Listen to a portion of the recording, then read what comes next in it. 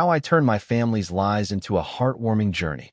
Hey Reddit, I'm here because sometimes you just need to tell your story to strangers who get it, you know? I always thought my family was textbook ordinary. Suburban neighborhood, Sunday brunches, awkward family photos with everyone forcing a smile. My parents, Tom and Elaine, have been together for nearly 30 years. High school sweethearts who somehow managed not to kill each other through 3 kids, a mortgage, and a lot of burnt toast.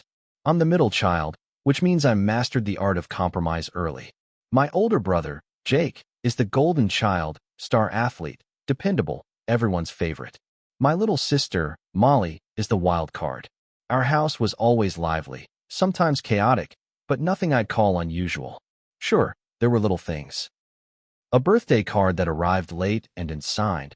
A phone call that ended abruptly when I walked into the room. My dad's weird reluctance to talk about his own parents.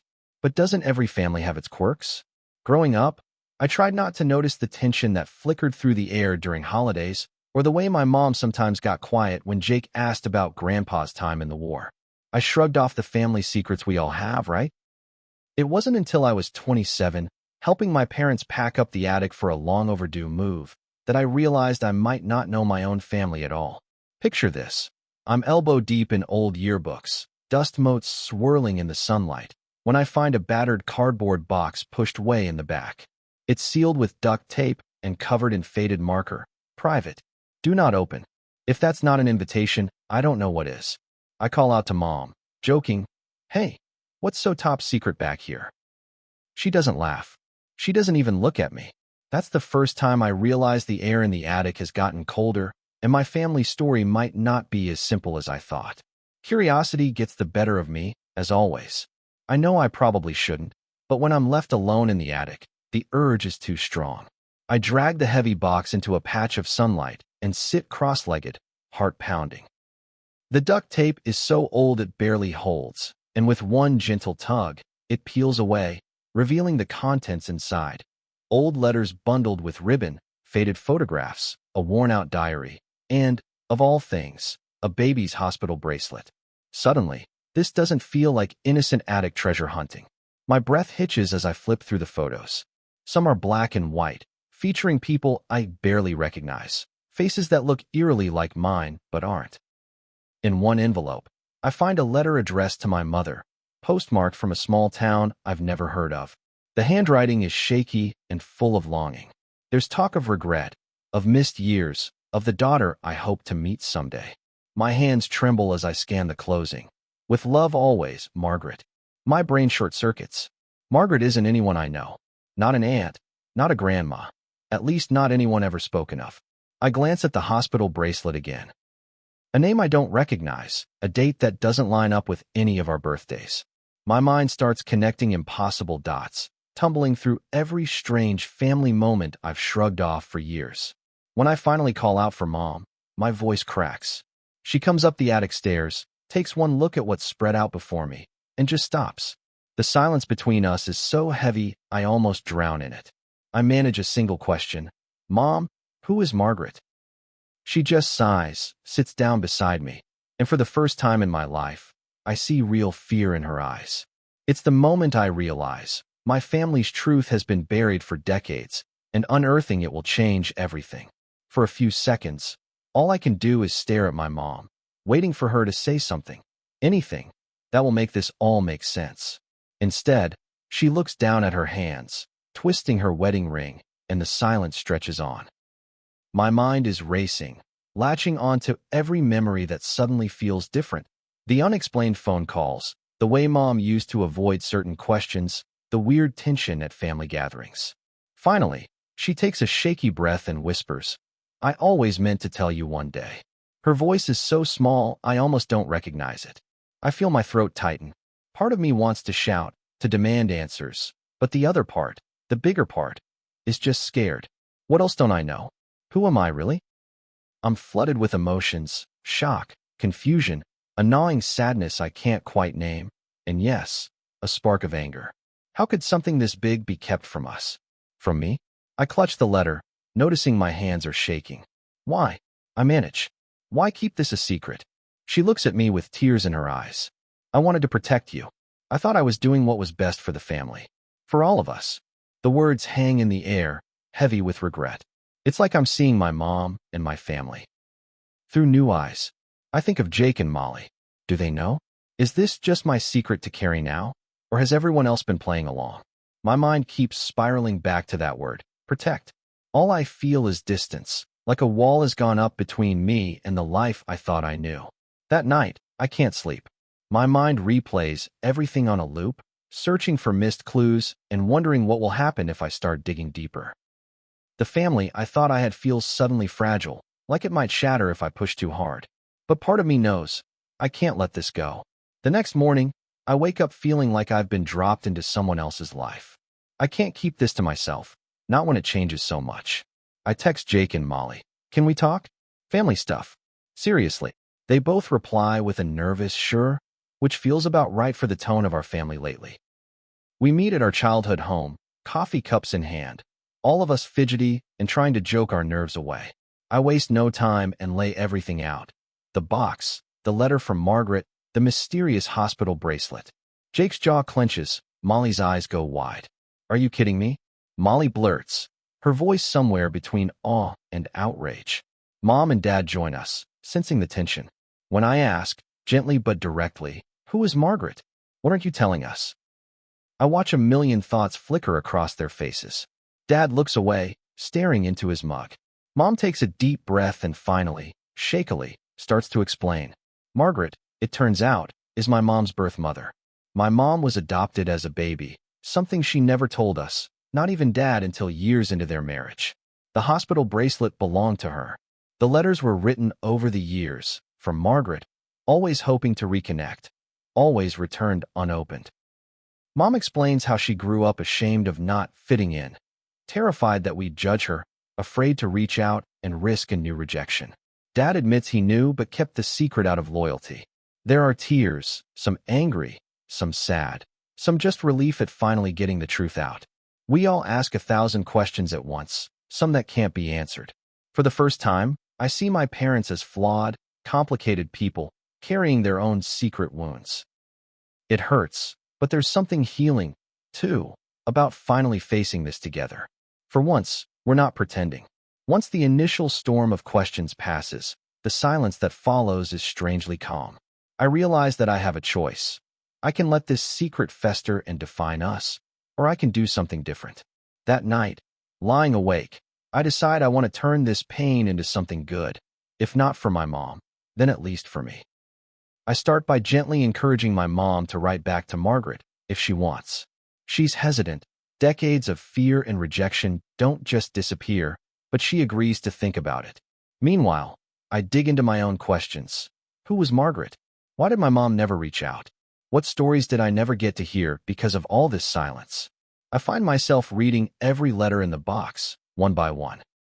There's something intimate and heartbreaking about seeing my biological grandmother's hopes, her regrets, her longing for family. It stirs something in me, a mix of grief for what we missed and hope for what could be. In the weeks that follow, I start therapy for the first time. I talk about trust, about feeling like the ground shifted under my feet, about what it means to forgive people who are supposed to protect you. Sometimes, the conversations are hard.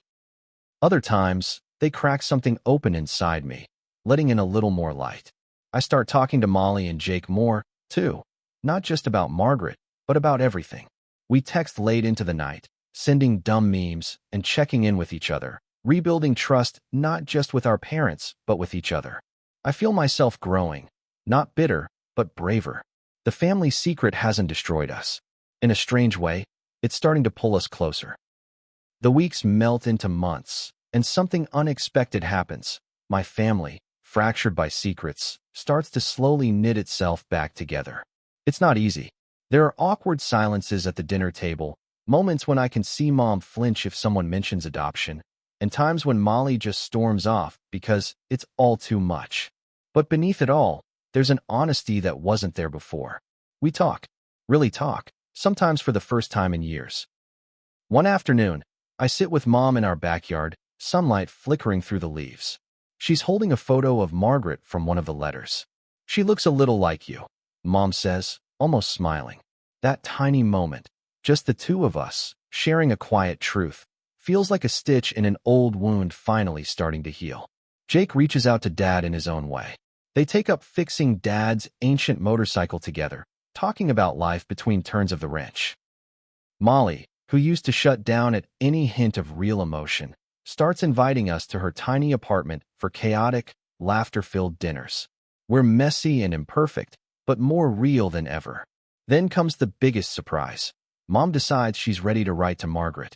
She asks me to help her draft the letter. It's awkward and emotional, filled with stops and starts, but it's honest, apologies, hope, and a cautious invitation to connect. For the first time, I see my mom not just as a parent, but as a woman brave enough to try again. That night, I realized something profound. The lies that hurt us didn't have the final word. The truth, even when it's complicated and hard, is giving us a new chance to choose each other, on purpose, with open eyes. And for the first time in a long time, I feel hopeful for what comes next. The weeks after we send the letter to Margaret are filled with nervous anticipation. Every day, Mom checks the mailbox with a mixture of hope and dread. The rest of us tiptoe around her, not wanting to pressure, but quietly rooting for a reply. When it finally arrives, a pale blue envelope with shaky handwriting. Mom stands in the kitchen, hands trembling, tears in her eyes. She lets me and my siblings gather around as she opens it. Margaret's response is everything we'd hoped for and more. She's cautious but overjoyed, sharing stories about her life, explaining why she had to give Mom up for adoption, and expressing how she's always wondered about the family that could have been. The letter is filled with warmth, apologies, and, most importantly, an invitation to meet. No pressure, just an open door. That letter shifts something in all of us. Suddenly, Margaret is no longer a ghost haunting our family history. She's a real person, offering us the chance to heal, not just through words, but through connection. After weeks of conversation and a few phone calls filled with laughter and tears, we plan a small family gathering. Meeting Margaret for the first time is surreal. She brings a photo album, a homemade pie, and a nervous smile that matches my mom's exactly. The reunion isn't perfect. There are tears, awkward silences, and a few moments when it's all too much and someone needs to step outside. But it's also full of hugs, shared memories, and an overwhelming sense of gratitude. Our family, once splintered by secrets, is being pieced together with honesty, patience, and a lot of love. That night, sitting together on the porch, I realize how much we've changed. We aren't just surviving our secrets. We're learning to thrive in spite of them. For the first time, our story feels like it belongs to all of us, open, honest, and finally whole. After that first meeting, life settles into a new kind of normal, one where Margaret is a gentle, constant presence. She and Mom talk on the phone every Sunday, swapping stories about the years they missed and discovering little quirks they share. Sometimes, I'll catch them laughing at some inside joke, and it fills me with a warm, quiet joy.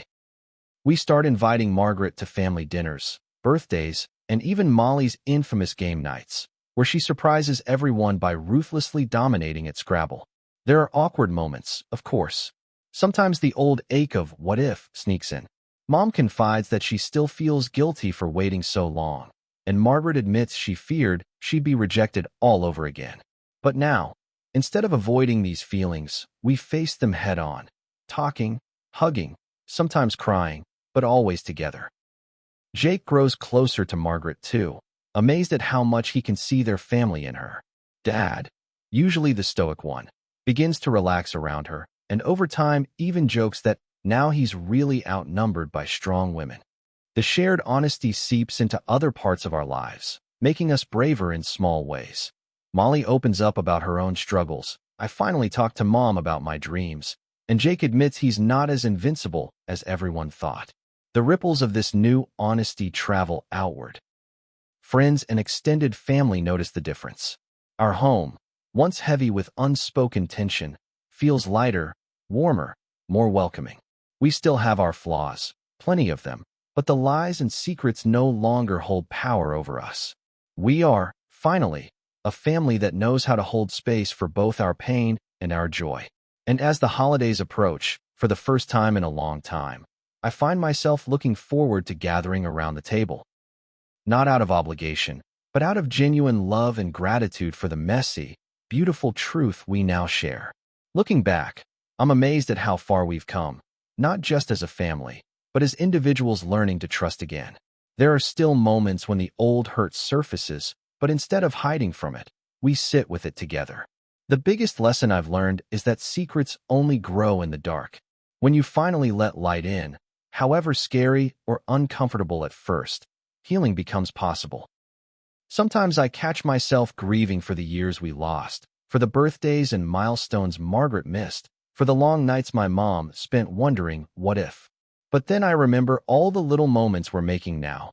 Mom and Margaret trading recipes over video chat, Jake fixing Margaret's leaky faucet with Dad, Molly teaching her how to use TikTok. These moments are proof that it's never too late to start again, and that family is built as much by forgiveness as by blood. If there's anyone out there reading this who's struggling with family secrets, my advice is simple: have courage. You can't control how others react, and the truth might hurt at first.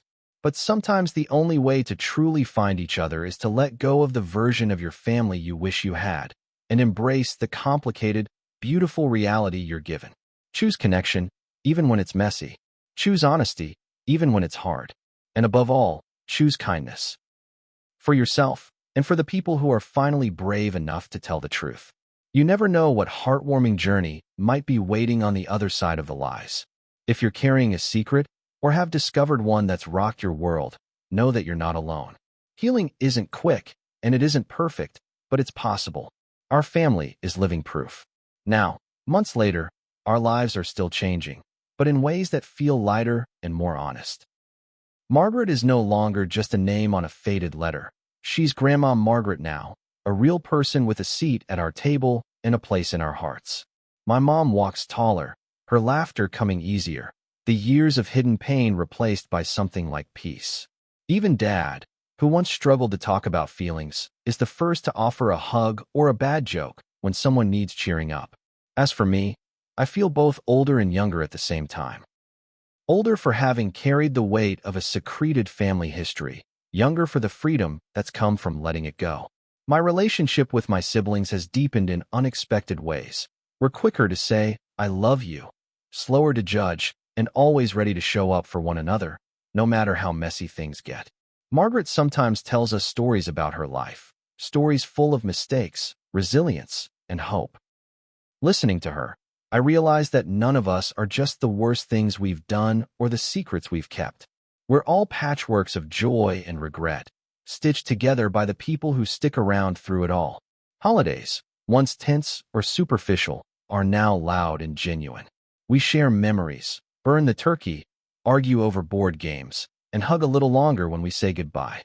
Our family isn't perfect, and we never will be, but we're honest, and that's enough. If you're still reading, thank you. I hope our journey gives you hope that even when the truth hurts, it can also heal. There's always a chance to begin again, to build something real out of broken pieces. And if you're facing secrets or pain in your own family, I hope you'll find the courage to chase the kind of connection you deserve. After all, sometimes the most heartwarming journeys begin with the hardest truths.